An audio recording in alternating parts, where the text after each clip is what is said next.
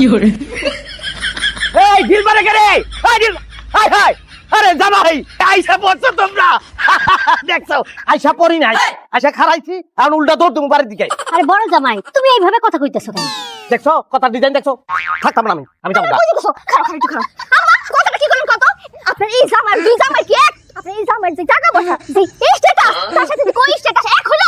স্ট্যাটাসটা কি রে মা? আরে দেখো স্ট্যাটাস কার সেটা জানো না? স্ট্যাটাস নাই, হ্যাঁ স্কুলের চাকরি সেটা আমি ব্যবসা বাণিজ্য করে বড় লোক হইছি, খামাখা বরণের কোনো ব্যবস্থা নাই। কেমনটা লাগে চিন্তা করো, সম্মানটাই দিতেছে না। জামাই জামাই জানতাম যে তুমি আসতেছো, সেইটা নিয়েই তোমার শাশুড়ির সাথে আমি বসে আলাপ করতেছিলাম তোমারে কি খাওয়ামু, কোথায় রাখমু। ক্ষমতা আছে আমার, খাওয়ানোর ক্ষমতা আছে আমার, রাখানোর ক্ষমতা আছে, খাওয়ানোর ব্যবস্থা তো আমি করে লইছি। এই যে দেখেন, এই যে ও নিজে কইতাছে জ্বরে জবাই করবো, ব্যবস্থা আমি করছি। দুইটা ফুলের তোড়া দিয়েও যদি কেউ রে পাঠাইতেন বরণ করার লাগে তাইলে মনটা খুশি হইতো।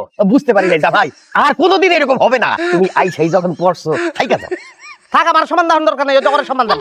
লুঙ্গি গোলাপ খাইয়া বলাইতেছে, সর্বনাশ হয়ে যাব।